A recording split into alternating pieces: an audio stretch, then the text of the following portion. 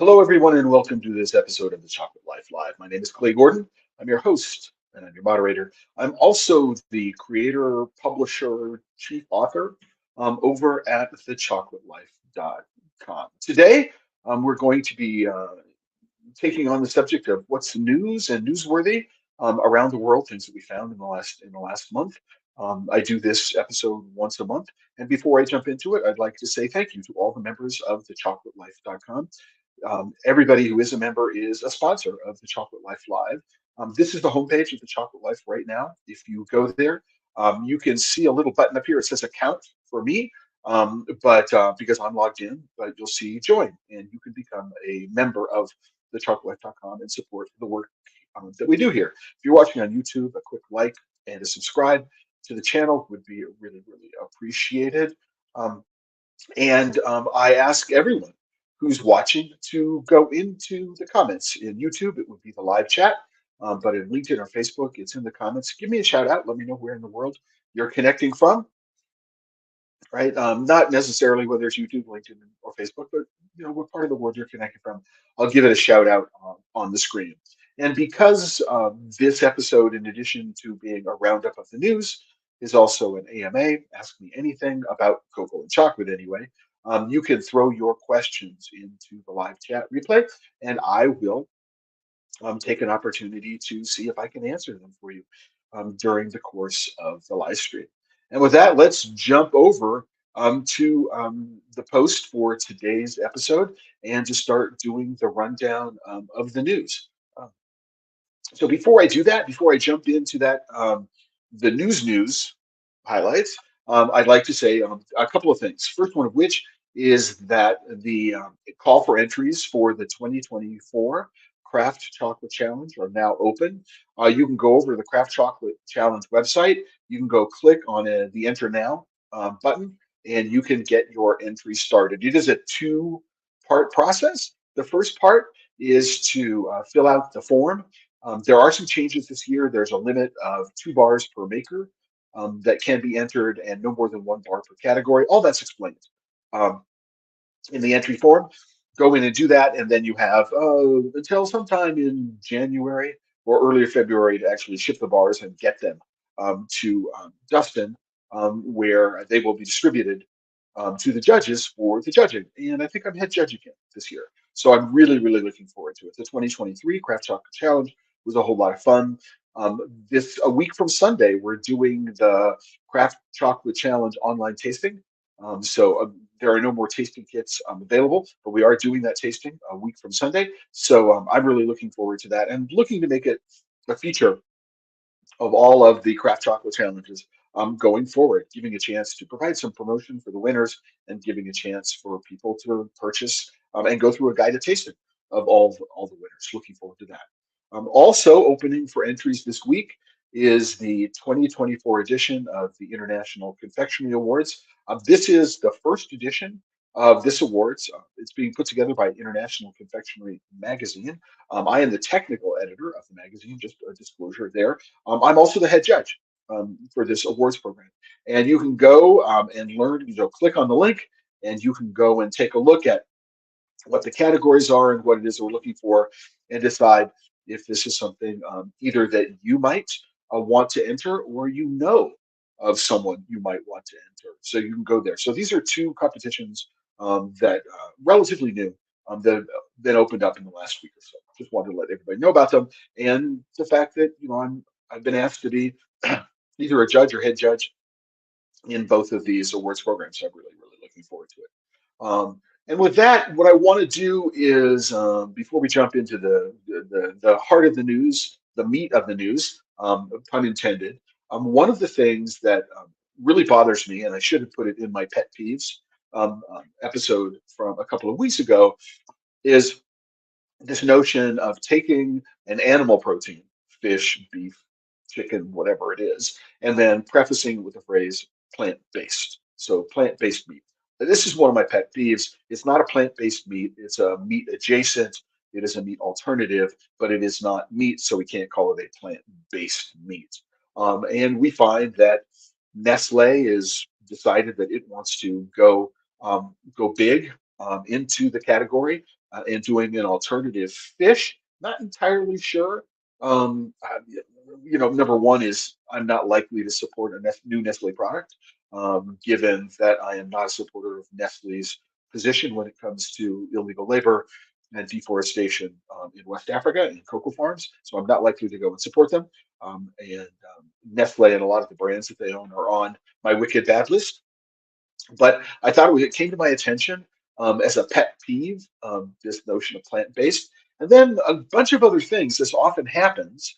Um, what we find is that in addition to it being a pet peeve for me, as news comes in from various sources, I subscribe to a bunch of weekly newsletters and daily newsletters, in addition to Google alerts on a bunch of topics. And what we find is that there is actually a lot of consumer sentiment that consumers generally, would prefer plant-based plant stuff or plant stuff that is plant-based and not plant-based meat alternatives or plant-based animal protein alternatives. Let's call it that. So Whole Foods this is the particular article. Whole Foods is actually doubling down on this notion, the idea that um, people actually are looking for plant-based stuff that is plants and not necessarily meat alternatives. And then what we find is that there's a bunch of innovations around this notion of plant protein innovation expanding opportunities. And um, so this is, something which is of interest to a lot of people, not just sort of a pet peeve issue, but this notion of plant-based alternatives to animal proteins is not necessarily something that the market is buying into in the way that many people thought it was going to. And we find specifically, this came up just half an hour ago in my newsfeed, that Beyond Meat, one of the darlings of the um, food tech innovation crowd, is actually cutting its sales forecasts for the coming year, and therefore is cutting its workforce. It turns out that there's not as big a marketplace for plant-based, quote unquote, meat alternatives that command a premium price. That these things are relatively expensive compared with other forms of protein, right? And it turns out that we've hit the early adopter market. People are willing to pay for this, and in terms of market expansion, the market it's not grown as quickly as people thought. It's not surprising. Again, it's my pet peeve. I see I don't even like plant-based chocolate. Chocolate is plant-based. What chocolate is not plant-based? I mean, it's maybe you're using an alternative sugar that is not derived from plants. It's hard to imagine what that might be, but all chocolate is plant-based, and so plant-based. Just it's a real pet peeve to me. I hope it's a pet peeve for you. If I'm wrong, put it in the comments. Let me know if you think this is something that I think you think is overblown or not. Um, but I'm interested in knowing. But it's like one of those things. Once your mind is caught on something, once your eye is caught on something like this plant-based fish, then all of a sudden, all these articles around plant-based stuff just all of a sudden start to grab your attention. So this is what happened to me between posting this yesterday and getting ready for today's live stream. But what I wanted to focus most of my time with today is two articles or two posts. The first one is a video which was posted by um, John Oliver this past Sunday. So this is last week tonight from HBO. There is a link to it. If you go to the post for today, you can click on this link. I put it into a separate window in case what I wanted to do is I wanted to share it because you can't hear the audio on this. But what I want to do is go here and give you my thoughts about this. Um, because I think it's actually both a really good and a really bad example of mainstream journalism around the issues associated with illegal labor, as well as deforestation and climate change in the cocoa sector in West Africa. And I got to say that until the final 2 or 3 minutes of this video, I think it is a fabulous video. And I've been thinking about this a lot recently, and I think that one of the reasons why John Oliver, the approach that Oliver has towards the very serious news articles that he puts together, I think one of the reasons why it works is because when you couch things in terms of humor, what happens is it bypasses the analytical brain to some set. So to some extent. So you can be making a very, very complex, very, very intellectual argument, but because of the humor aspect of it, your mind is processing it very differently. So the number of jokes, the level of jokes, the fact that John Oliver is a Brit, he's self-deprecating, he's tackling some very serious topics. I mean, he does not let anybody pull the wool over his eyes, and he pokes fun at some of the people who are being interviewed while giving some really, really good statistics. I mean, really, really, really good statistics, and pointing out just how big the problem is, right? Just a really, really, really, really good first roughly 20 minutes or so. And then he makes a segue at about, let me pull this in, about 23 minutes in, I think it is. Um, again, I don't think you guys can hear this, but then he makes a segue at about 23 minutes in, where all of a sudden he starts talking about this company, Tony's Chocolate. And what is really, really quite remarkable about this for me is that after listening to the last 20 minutes and saying, don't drink the Kool-Aid, what the companies are saying in terms of wanting to meet their commitments, their voluntary commitments under the Hark and Angle Act, which is one of the things that Oliver mentions. He does talk about Hark and Angle, and he does talk about fair trade. I mean, he calls out UTS and Rainforest Alliance and just how stupid the idea of letting people know that you're going to be showing up for an audit, right? So, no wonder they don't find things because if people know you're showing up for an audit, they're going to get rid of all the incriminating evidence. I mean, he just really does a really good job of doing it, right? But then he talks about Tony's Chocolonely, completely unaware of the fact, apparently, that Tony's Chocolonely relies on Fair Trade International for the bulk of the effort related to certification, right? And it relies on um, a child labor monitoring and remediation system, which is talked about in other contexts, but is the same system that other members of Big Chocolate talk about. And so I don't know what John was thinking, but all of a sudden he started drinking the Kool-Aid that he told everybody not to drink over the first 20 minutes. And that's a shame.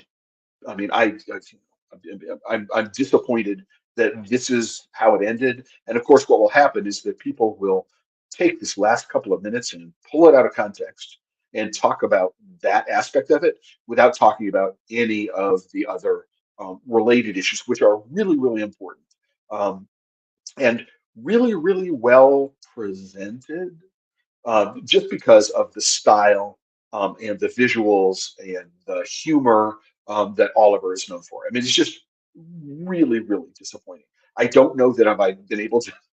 I don't know that I've been able to communicate to you just how disappointed it is. So yeah, so a real quick shout out from Elmer Pineda, who from Yohoa in Honduras, as I recall, saying, yeah, that Tony spoils the whole thing.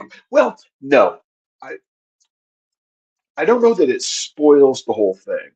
I think what it does is people will cherry pick, that people will ignore the first 20 minutes of this, right, for the last couple of minutes of it.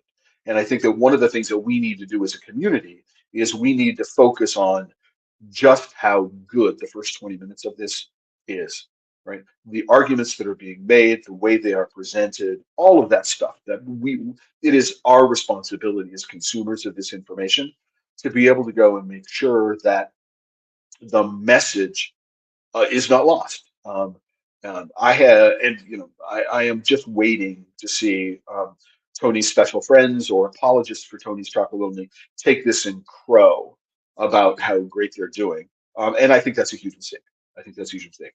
But one of the things that I am looking to be doing is I will probably download this video, and I will probably make an edit of it, and I will probably do something which most people have said they don't want me to do, which is to do a response video to it. I think it would be, and I may do the response video live. I think it's really important to highlight this and um, just how much of a disservice Oliver does during the last couple of minutes of this video compared to the first 20 minutes of the video. Now, if anybody has watched this and has come up with a different option or a different opinion, please let me know what you think of this. I'm interested in getting your opinion because as I put together a response video, I'm really interested in hearing some of the nuance, what you did like, what you didn't like, how, if there was some particular point that was made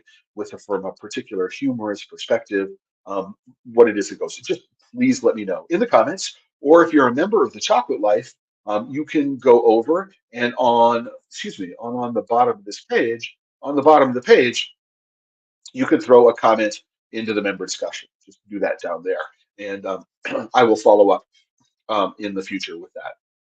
So please do. The second thing, and so I mentioned this in the live stream this past Tuesday. So Mike coming back from London, and I'm going to, before I jump into the other topic that I mentioned in last Tuesday's live stream that I've said that I was going to cover today, want to do a quick shout out to Chef Gardner, Jeffrey, who's connecting in from Torrance, California, which is where Marsata Chocolate was. An interesting, convoluted video it was. I would be interested in a little detail, if you can, Jeffrey, on what you mean by convoluted and how you think convoluted fits into that. I think it's a very, very interesting um, adjective to use there.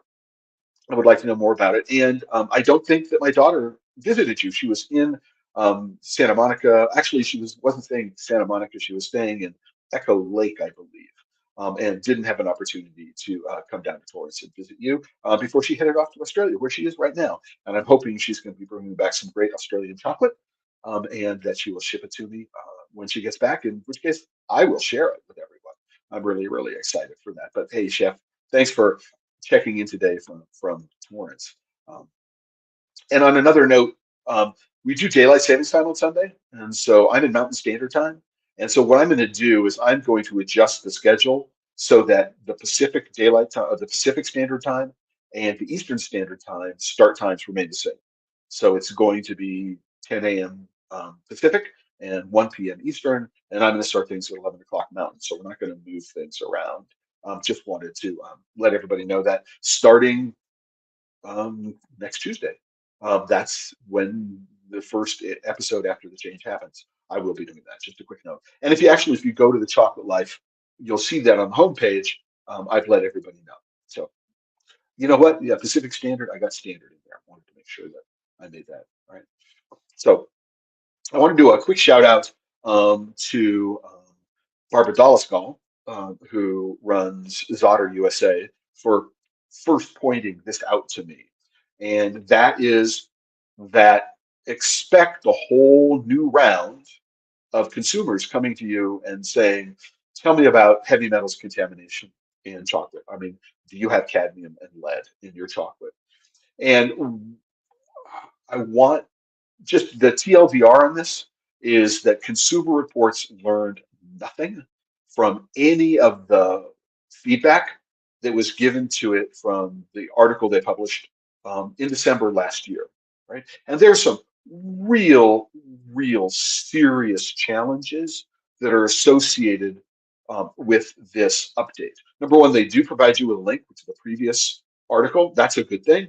Um, and For some reason, they've decided that they're going to put together a petition.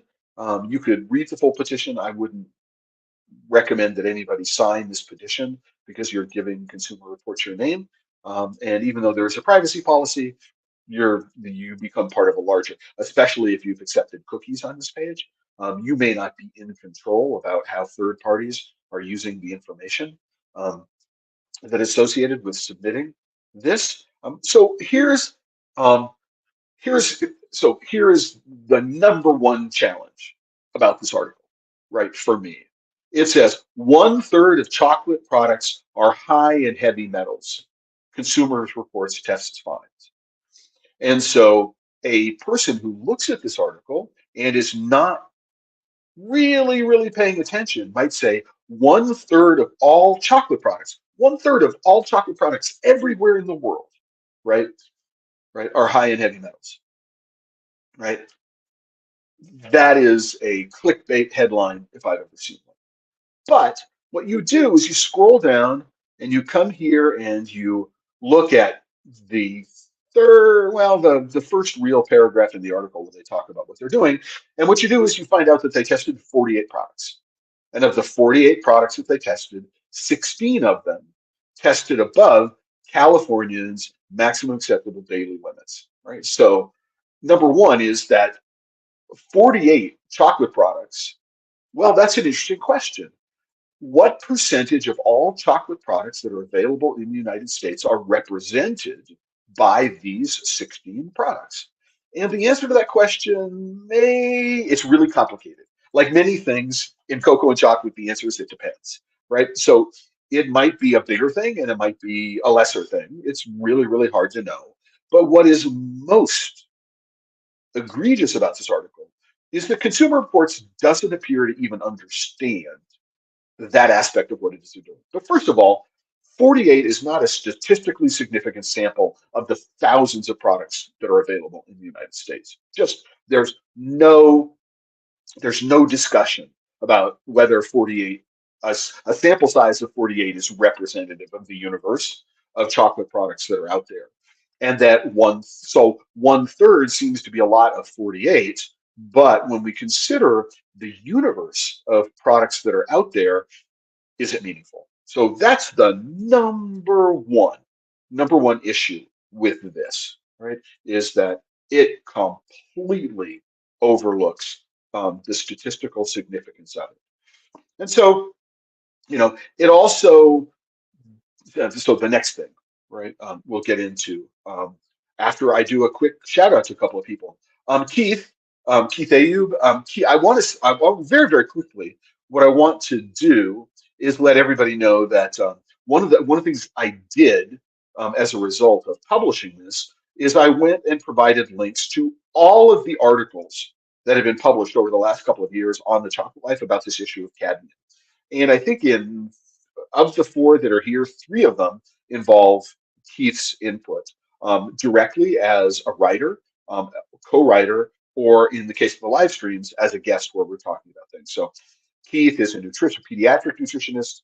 He, I believe, is a professor emeritus at the Einstein College of Medicine in New York City. He's been a contributor to the Chocolate Life for many years. And Keith, the whole CR heavy metal thing is again still a tempest in the teapot. Interesting that they didn't quote a single food toxicologist. Absolutely, Keith. I mean, this is there's not a. Oh, it's just frustrating that they are irresponsible, and that's one of the reasons why I actually posted wrote an article last year, which talks about the irresponsible demonization, and it is irresponsible. I mean, the only reason why they're doing this is chocolate. It's like why they choose babies, right? Baby food, right? Because we're concerned about chocolate, we're concerned about baby food. The timing is just before Halloween, which is one of the things about the John Oliver thing. It's like all of a sudden we're giving out huge amounts of chocolate, and if we thought about that chocolate, and the timing here is, oh, are you poisoning the people that you're giving the chocolate to? It's like, ugh, who wants to think about that? And so it's really icky, bad ideas. Like, and especially young children who are more susceptible because of lower body weights and younger age to developmental problems associated with heavy metal toxicity. I mean, this is just really awful. And the article doesn't go there. It's straight clickbait. It is straight fear mongering. This whole article. And if I was a subscriber to the magazine, it would make me think twice about every other report that they put together. This is something, Keith, you and I have talked about, is that The California maximum acceptable daily limits when it comes to things like cadmium and lead are based on inhaling them, right? And the toxicity associated with getting those chemicals in your lungs is the profile is very, very different from what happens if you eat them, right? If you have a normal metabolism and you're getting enough iron, for example, then your chances of you know suffering any harm from consuming chocolate is negligible unless there is some genetic predisposition that you may or may not be aware of, right? Or you are anemic or have another constellation of health problems. And also that there are lots of other foods which are much higher in cadmium than chocolate is, and that you consume in higher quantities. Right. So this whole notion, and Keith, yep, absolutely. The boil down, the TLDR in this, no one gets toxicity, cadmium toxicity from food, ditto lead toxicity. So not sure why Consumer Reports is hanging its hat on this one. So really, really quick. I have some other thoughts, but before we get there, what I want to do is I want to talk quickly. So this is Carla from Opening Chocolate. Carla, that's correct, right? I thought John Oliver did a great job telling people things they may not know about where chocolate comes from. I was also disappointed they offer up Tony's as a solution at the end. Absolutely. Um, you don't know what's going on in Consumer Reports, who is paying them to keep putting these articles out at peak chocolate time. It's not good science or experimentation. I don't So, given what it is that I know about Consumer Reports and their business model, I don't know that anybody is paying them. I think that, I mean, I don't know that anybody, I have no evidence one way or the other that somebody is paying them or somebody isn't paying them. However, they do rely on subscription revenue, and they do print a monthly magazine, and they do need to, so maybe one reason why they're doing this and one reason why they're doing the baby food story is to keep their name top of mind, and people are going, oh, I need to subscribe to Consumer Reports in case there are other, excuse me, issues like this that I need to be aware of. I personally think that might have more to do with it than anything else. And oh, by the way, please excuse me if I look tired. Um, it's because I still haven't recovered. 7 hour jet lag, time difference between London and here in Phoenix, and I also um, caught a cold, and so I've been suffering with that over the course. Been getting up at 3 o'clock in the morning for the last week. So I'm still obviously not over the travel. So if I need to sneeze, which I'm getting ready to. Um, Please excuse me. Um, it's not. I'm sure it's not a pleasant thing to have to watch. Um, the FCI put a pretty good email with a response. All the FDA has issued a response to this as well. So, Carla, if you had, so I got an FCI email within the last 24 to 36 hours. I will go take a look at it and find out if I haven't read it yet. I just saw that it came into my email box. Um, And if you can share the FDA link with me here in the chat, what I will do is I will go and make sure that I put it into the page. Here, I'll link into it here. I don't think that I don't think there's an easy way for me to point to the SCIA email. But maybe what I can do is I can copy some of the text and put it in here as a member of the press. So I will go do that. But thanks for letting me know. And then we'll close this out with John Oliver. I think he did the same thing that Mr. Beast did with Feastables.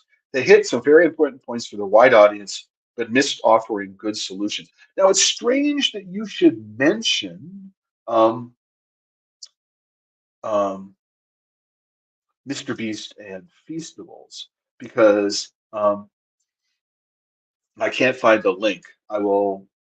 Oh, here it is. So this is an Instagram post associated with that, where it talks about Mr. Beast made over $100 million selling chocolate bars. Now, just to let you know, right, that last year Tony's revenues were about $100 million. And so if Mr. Beast is selling, I don't know if this is in 1 year or if it's total, and I've heard 200 million being listed.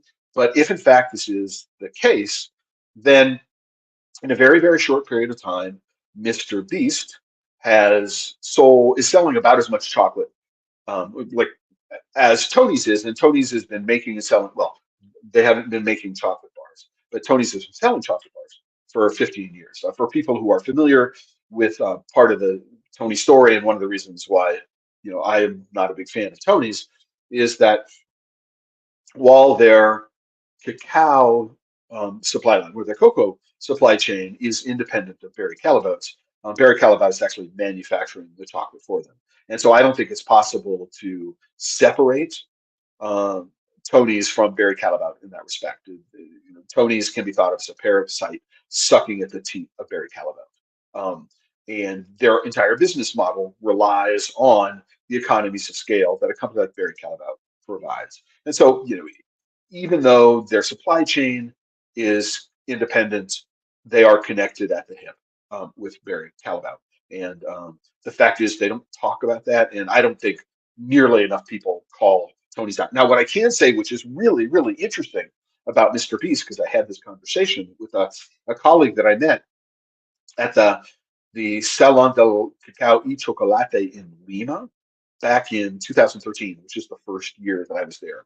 And this gentleman worked with USAID and is responsible for distributing a lot of the money that USAID spent in the cacao sector in Peru, converting coca farmers into cocoa farmers, and realizing that, oh my gosh, they're about to put 5,000 hectares of new cocoa farms into production, and they hadn't thought who was going to buy the cocoa. And so they put together, they licensed the Salon du Chocolat brand from Event International in Paris, and put together the Salon del Cacao y Chocolate in Lima. They connected with Gaston Acurio and Astrid Gucha, who were very, very famous restaurateurs, but also the organizers of the largest food festival in the world at the time, Mistura, and basically put Peru on the map within about 2 years when it came to cocoa. What's really, really interesting about this story is he does admit that they're using Peruvian cocoa, but they are actually using the Peruvian cocoa, CCN 51, that was planted as a result of US taxpayer dollars funding USAID, funding this move from coca into cocoa in Peru. Now, there are only one or two companies in Peru that are large enough to be manufacturing the chocolate, one of which is in the Lima, greater Lima area, one of which is in Tingo Maria. I forget if they're in Huánuco or they're, I forget which province, which state they're in, but they're around Tingo Maria. It's really, really interesting. Number one is they're not combating child labor. There just isn't illegal child labor other than children working on the family farms, which happens everywhere. Um, we can, are these kids, going to school? Maybe, maybe not. I mean, whatever problems there are, they're not as prevalent in Peru as they are in other parts of the world. But he's not combating child slavery here because he's sourcing beans from a place where it is not seen to be a problem. But I think it's very interesting that you should know that you're paying for this chocolate. It is CCN 51. That's not a bad thing. I mean, I think for a chocolate made with CCN 51, this is probably better than most people expect. If it's well fermented, it is equivalent to bulk cocoa coming out of West Africa in terms of flavor potential, fermented properly. That's the important thing to understand. Um, but if in fact he's selling $100 million in bars, this is to his base for the most part.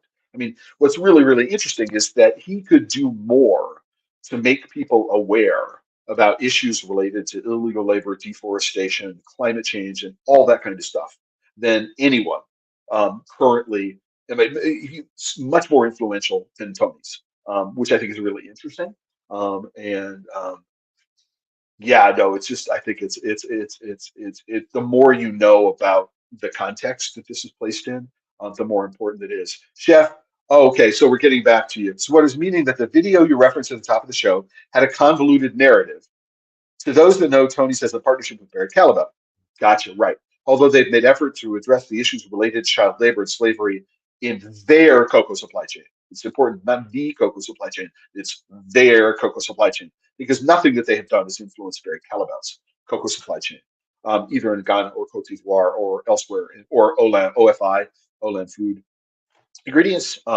They just haven't had the influence they want people to believe. Are they or other industry players continue to actively engage in this awful practice? And the answer is absolutely yes.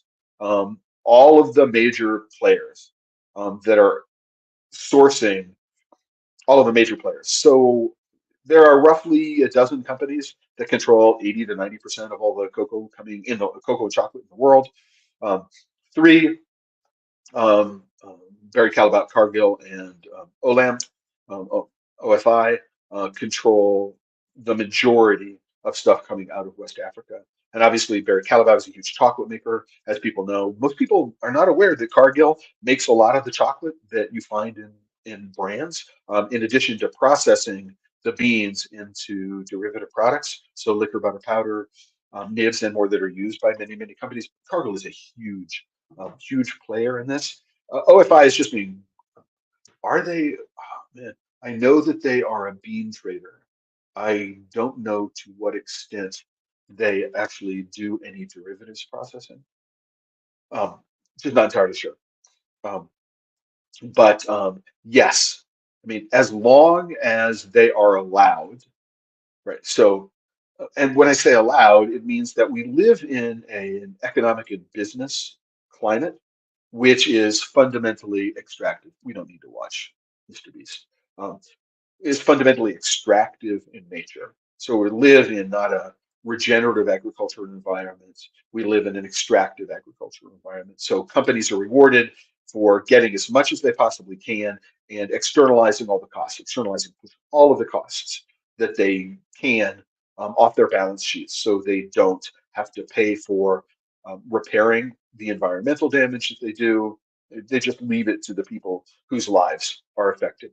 They don't need to they don't need to account for the effect that they're having on the lives of small children who are engaged in illegal labor, and not just in cocoa farms. I mean, it's happening here in the United States. I mean, we hear all these horrible stories of young children working in meatpacking plants and meat processing plants. This happens all over, and it happens here in the United States.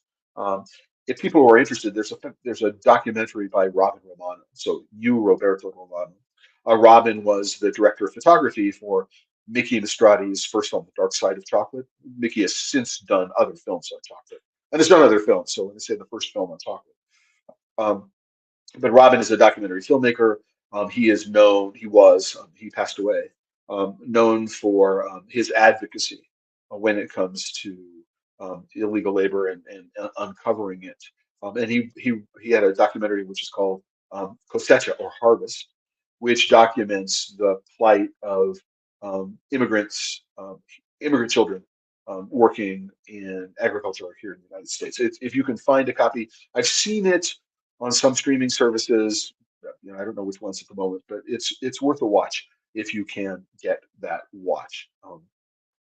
And unfortunately, I think that what Oliver did was he did a disservice. Is that people will think that they should be going to Tony's, and it's not a solution to the problem. Even if Tony's volume went from 100 million to 200 million, it's a $140 billion industry, and so we're still talking, as he said, 1/10 of 1%. I mean, it's like, I mean, that statistic is the one that they talked about. He talked about the cocoa chocolate industry spending $100 million on remediation um, programs. And when you look at that, it's like 1/10 of 1% of the annual turnover in terms of the industry. So um, as long as they are allowed to pocket the amount of money that they are allowed to pocket, legislators are going to have to, or consumers are going to have to go, excuse me, consumers are going to have to go and force changes in the legislation. And just a quick plug here for me and for the work that I was doing with international cocoa diplomacy. This is one at the International Cocoa and Chocolate Forum last week in London. This is one of the things that we want to be able to do. We want to empower individuals to become more effective advocates and to aggregate a much louder and more coherent voice, people using the same language, talking about the same topics, and giving them the tools to communicate about these issues in ways that they can force their legislators, and through legislators force these big companies to be able to act more responsibly. So that's one of the things that we hope to do. But wow, I feel like I've been talking very quickly. I'm here in Arizona, but I'm still talking like a New Yorker. Anyway, so we go in through and they talk about heavy metals, how they tested. One of the things that's missing here, I mean, is in the previous article, there's actually a link to a very detailed methodology, and that link is here. So what they're doing is they're expecting you to go back and do these other things. Right, right. So, yes, right. So Gabriel, absolutely. I'm aware of what needs to go on. And if you emailed me recently, let me go check to see if I got that email, and I will do it. I appreciate that you are not forgotten. Um, um, uh, so, and then with Keith, um, remediation is a valiant thing, but it seems to be a kind of waste of value resources that could be far better spent helping farmers who may really suffer from the fallout of this nonsense. Um, so as John Oliver says, yes, it is complicated. And this is one of the things that came up last week during the conference, the forum, is just how complicated it is, and it's made in part more complicated by the fact that there are lots of competing interests on both sides, or on all sides. There are more than two sides. So what works for farmers in Ghana, because of cocoa bod, may not work for farmers in the Ivory Coast or Sierra Leone or Nigeria or places like that. So we understand why one size fits all solutions are necessary. Um, they make it possible in order to be able to deal with some aspects of the complexity, but in the end, the complexity needs to be addressed, and and one size fits all solutions are not going to be able to do that. Again, if we go back to this article, the scientists here um, measured heavy metal content against California's levels because there are no federal limits for the amount of lead and cadmium most food contains. And they believe that California's standard levels are the most protective available. That may be true. They are the most restrictive. California's levels are the lowest that exist. And also, it's really important to understand that this is another um, article. I don't know precisely that I'm going to get to it in here, but we're talking about food safety. Is that here's an article about the state of California regulating 4 new chemicals that are commonly found in foods. So red dye number 3, right? Red dye number 2 used to be the boogeyman. Now it's red dye number 3, brominated vegetable oil, potassium bromate, and propylparaben. These are things which the state of California has determined to be bad for you. And therefore, I mean, these things are not found in chocolate for the most part, although red dye may number 3, if you're doing um, some decoration of your confectionery, you may find it. But for the most part, it doesn't have an impact on most confectioners. If you're doing something that might have a biscuit or something like that in it, so you might have to be careful about what the biscuit is made of if you're going to sell it in California. But it turns out that California's levels are incredibly restrictive compared with the rest of the country.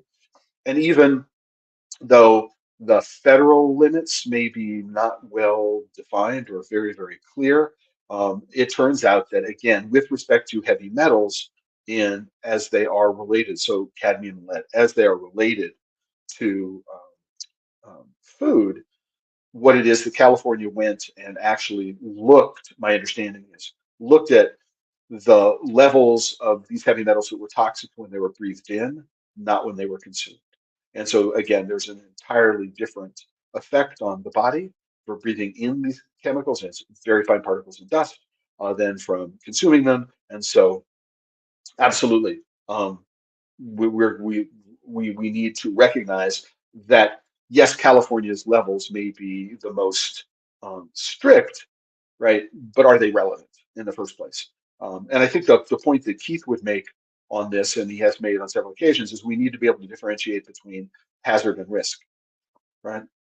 So Yeah, so we do this all the time. Drinking alcohol it's a poison. I mean, it is hazardous if we consume it, even in very small quantities. But most of us are able to manage that risk in a responsible way. Crossing the street is hazardous, but we learn to walk in both directions, and the opposite direction is here in the UK, and we learn to manage the risk. There are many things like this that we do. We understand the hazard and we learn to manage the risk. And the question becomes, to what extent are cadmium and lead actually toxic, right? So where are the long-term epidemiological studies related to the consumption of chocolate, right? And they don't exist, right? This is just a snapshot view based on one very, very narrow view of the way that works. Right. But what I want to do, and we'll finish this Consumer Reports overview. These are the thing that, this and Tony's been the major part of the news, is first, number one, you need to understand that Walmart does not manufacture chocolate. They are buying the chocolate from someone. It could be Cargill, it could be Barry Callebaut, it could be Chocolat, it could be Blommer, which is now owned by Fuji Oil. Walmart's does not make chocolate. So what we need to do is not, Walmart is the distributor of this chocolate, the retailer of this chocolate, but in order to understand the true breadth and scope of what it is that we need, how we need to address these residual levels, if in fact we do need to address them because there's EU law that says we need to, and there's California law that says we need to. We do need to address them. But the question is, how do we know who to go to? I mean, so if Walmart is buying their chocolate from Barry Callebaut, then we need to go to Barry Callebaut. Now, these are some dark chocolate results, and while this is low in lead, it's high in cadmium, and it's low in lead, but it's right on the border with respect to cadmium, right? Who owns Perugina? It's like 314%. And this is actually a visual kind of thing. I don't know that this 314% line well, it might be, is three times longer than this 99% line. But we need to think about, it's really hard to see what this means in terms of um, how the results are presented. And here we have this one Perugina, but who owns Perugina? And more importantly, who manufactures the chocolate that is used in these particular products? We need to go back. Chances are the origin of the beans is West Africa, but if this is lead contamination, then the lead contamination is coming from aerosols for the most part, which come from airplanes burning leaded, or piston airplanes burning leaded fuel.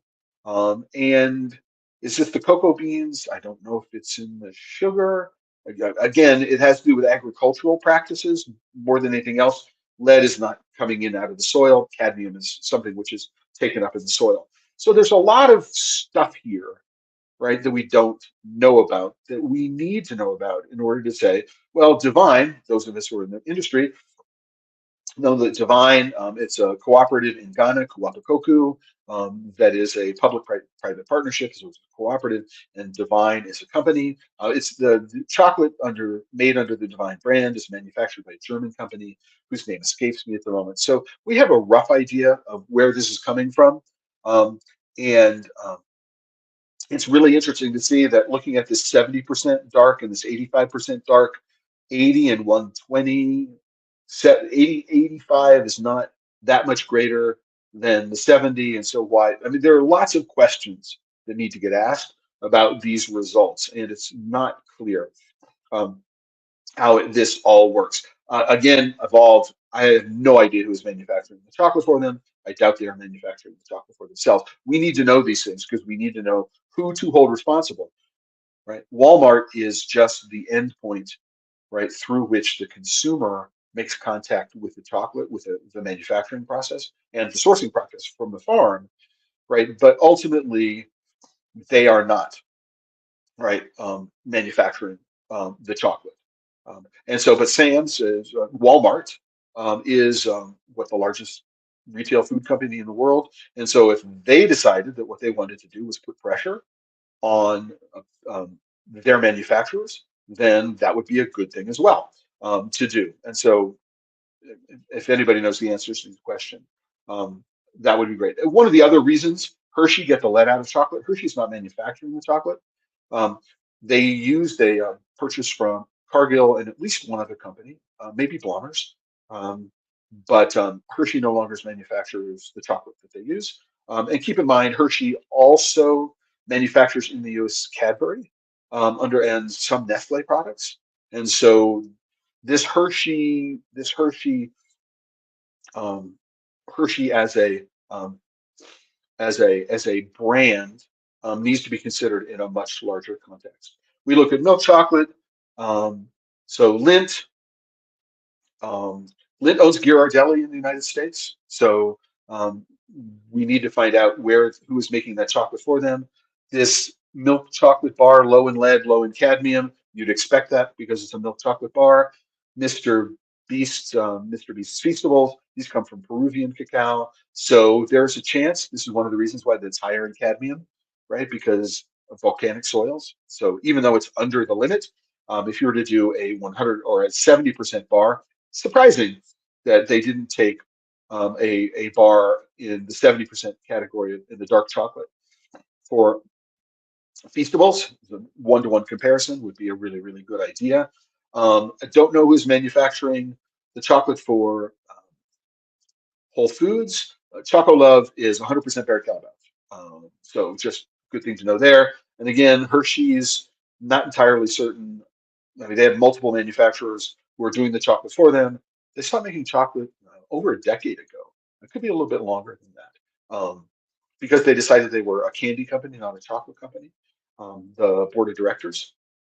Um, what's interesting about is the chocolate chips, for the most part, um, they say you need to be careful of in terms of serving size. So what is the serving size? But Ghirardelli is owned by Lindt, Nestle. Lily's is owned by Hershey. Hue is owned by Mondelez. Guitar is an individual company. We don't know who Enjoy Life is buying. Kirkland Signature, Costco. Again, they're not making the chocolate. They're buying it from someone. Trader Joe's is not making the chocolate. So we need to be very, very careful about understanding the structure of the market in order to be able to understand where we need to go and put the pressure. They're saying cocoa powder is going to be the highest because you're reducing, you're pulling out most of the cocoa butter, and so it's more concentrated. That makes an enormous amount of sense.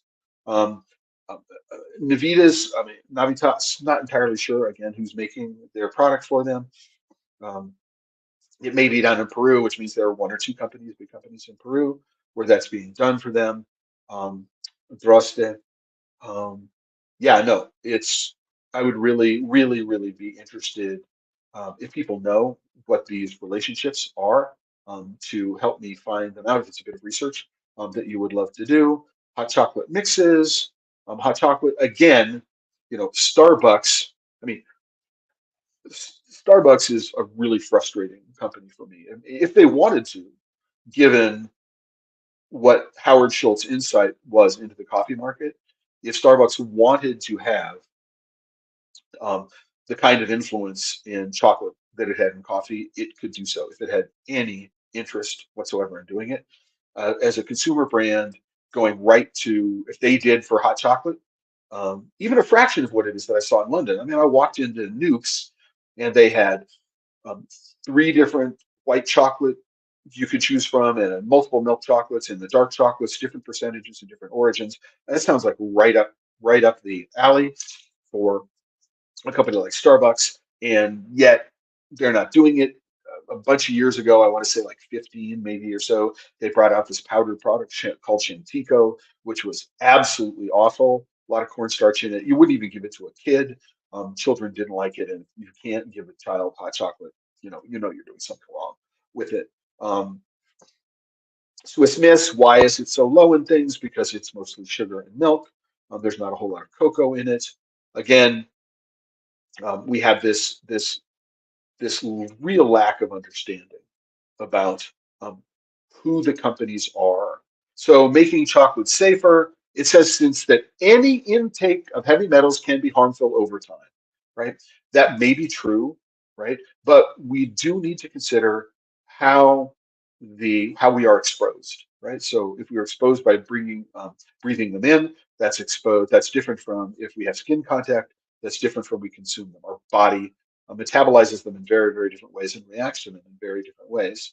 Um, it's important that the product contain the lowest amount possible, and that's where I disagree. It is not important that these products contain the lowest amount possible, right? What we need to do is understand that because we are consuming this chocolate, we're eating it, right? And that there are a lot of factors which mitigate the uptake of chocolate. It doesn't matter what's in the chocolate. What matters is what the body metabolizes, right? We need to find the metabolites in the bloodstream. We need to find the metabolites in the urine, right? You need to do those tests, right? And there is some individuality. Some people will be more susceptible than others, but we need to be very, very careful about making broad statements like this, the lowest amount possible. And if I weigh 100 kilos, right, that's a lot different than if I weigh 15 kilos or 30 kilos, right? So am I 70 years old or am I 7 years old? I mean, there's a lot of context which needs to be considered in here, right? Right, right. So just real quick things to know, but they don't actually talk about making chocolate safer here, right? So they don't talk about what they do is they point to a link, right? So the link is here, but it points to a Consumer Reports article. So I'm going to take it with a hill of salt in terms of what their recommendations are. So making healthier choices. As much as possible, it makes sense to try to avoid heavy metals in your diet, right? But what they don't say is what are the foods that are higher in heavy metals than chocolate? There's a demonization of chocolate. They're not pointing to the fact that wheat, vegetables, and especially dark green leafy vegetables may contain higher levels of these contaminants than cocoa is. There's no mention of where chocolate fits on risk scale compared with other foods and paint chips and lead in the water. Right? There's no discussion of that. It's just chocolate on its own, completely devoid of any context whatsoever. Kids and pregnant people should consume dark chocolate sparingly, if at all, because heavy metals pose the highest risk to young children and developing babies. Right? If you do want to eat it, pick products that are shown to have lower levels of heavy metals. So I would say here is if you have a normal metabolism, you're not anemic. You have good levels. You're taking iron, you're consuming enough iron in your diet, this is less of an issue. And I would point out that the Finnish government has said that women who eat chocolate on a daily basis during pregnancy are happier in general, self-reported happiness scores. And when they actually look at the happiness of babies, over the course of months after birth, babies that are born to mothers who consume chocolate are in fact happier. I don't know of any, and this is a critical flaw in this, of any long-term epidemiological double-blind study, right, which is 30, 40 years, which is, or longer, which is what it would take for many of these things to be able to manifest themselves, which can point to the fact that consumption of chocolate leads to any of these problems. Can we point to the consumption of chocolate leading to any of these problems? All they're doing is focusing on the amount of these metals that are in what it is that you eat without taking into consideration anything else. And that is a problem. We cannot uh, it's irresponsible. It's irresponsible for Consumer Reports not to do these other things. And of course, you should limit how much other foods that tend to be high in measurable good. So you should reduce rice and rice products, carrots and sweet potatoes. So if I'm pregnant, I shouldn't consume rice. Is there a difference between white rice and brown rice or different kinds of rices? It doesn't say, just rice in general. I'm going to, maybe it's, 1/3 of all rice products, right? Right?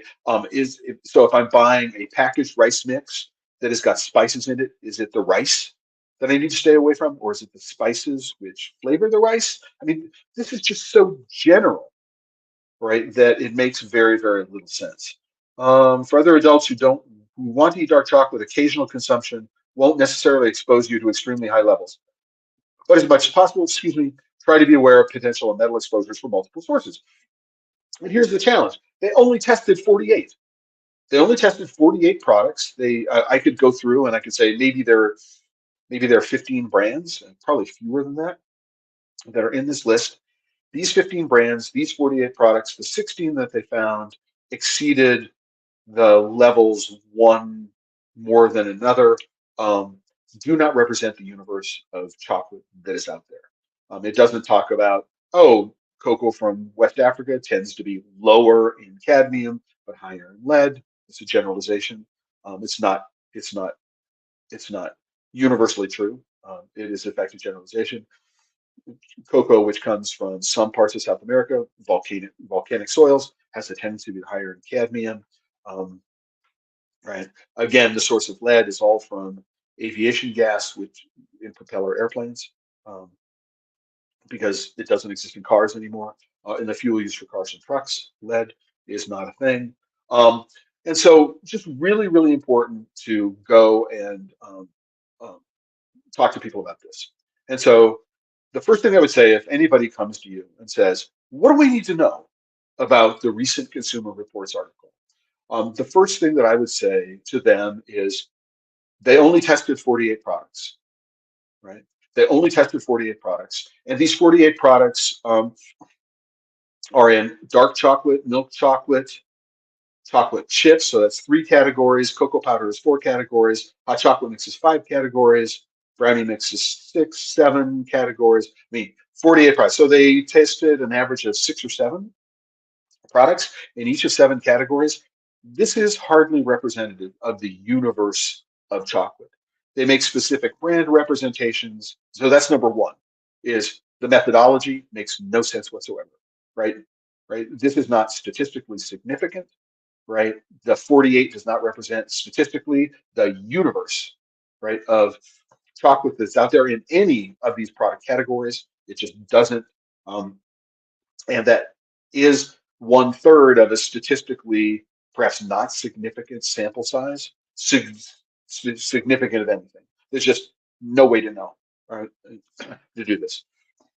That's the number one takeaway from this. The number two takeaway is that the standard that they're using, which is the California standard, actually does not take into account the fact that we're eating the cadmium and lead. Um, the levels are based on breathing in the cadmium and lead. And so there's an entirely different effect on the body. The body processes these in entirely different ways. And so we need to be very, very careful about those things. The third one is that you may be consuming more cadmium and more lead in other foods that that you're consuming. I mean, if you eat a lot of rice, compared with chocolate, you may want to be more concerned with the rice that you're eating, or wheat bread, especially whole wheat bread, as opposed to white bread. I mean, or if you're eating a lot of spinach and you're not washing it well enough, you may be exposed to lead that way. So there are lots of reasons why um, this entire this entire article and the entire polemic that Consumer Reports is engaged in makes no sense whatsoever. Um, and if anybody knows anybody on the editorial staff at Consumer Reports or the scientific staff at Consumer Reports, I'd love to talk with them about it and find out what it is that they have to say about all of this. But until Consumer Reports does a much better job of saying, okay, who is manufacturing these products? Who is manufacturing the cocoa powder for Hershey's? Who is manufacturing the cocoa powder for Nestle? Is it Barry Callebaut? Right? Are there other companies in there that these products are being manufactured by Callebaut? Like 25% of all chocolate products in the world, right, have a Barry Callebaut ingredient in them, which is just remarkable when you think about it. That understanding of the industry and is just completely lacking here. And it's one of the things that I would need to see before I would take anything that they report here um, seriously. I mean, there is nothing here that causes me any cause for concern. Eat as much of, well, within limits. I mean, you're not going to eat, you know, pounds a day. I mean, within, you're more, if with these chocolate products like the chocolate chips and the baking mixes and the milk chocolate, the dark chocolate. The short-term harm is probably more due to the sugar, which is not an issue here. It's like the consumption of sugar is not an issue here. Your body is more likely to be affected by the quantity of sugar that you're consuming if you're over consuming these things. I mean, if you're probably not doing cocoa powder all by itself, you're adding it to something, chances are you're sweetening it with something. It's the sugar, right, that you're using to make it palatable, that's going to cause more short-term harm and long-term harm than the heavy metals that are in there. So be very, very careful about the way you think about these things, the way you think about heavy metals, and the hazard which is associated with them and the risk. So they may be hazardous. There's no proof that nobody's got, as Keith said, nobody's gone to the hospital. Nobody's been poisoned from cadmium toxicity from eating food. Just hasn't happened. So if anybody knows of any one incident where that has happened, please let me know. I would be interested if there's any one reported, anybody being hospitalized credibly, where they can point their acute symptoms to the consumption of chocolate. Right? We would really, really love to know if that can be found. So very, very careful. So this is all about, you know, becoming a better consumer of information and not taking what it is that you read necessarily at face value. Um, And we're close to the end.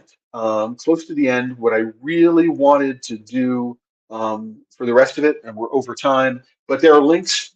Go find out what the market prices of cocoa are. Go find the daily price, the futures price. Find out what the difference is, and figure out where we are and whether we should worry about the price of cocoa. As John Oliver said, I mean, it's even though the price of cocoa might fluctuate, he implied it.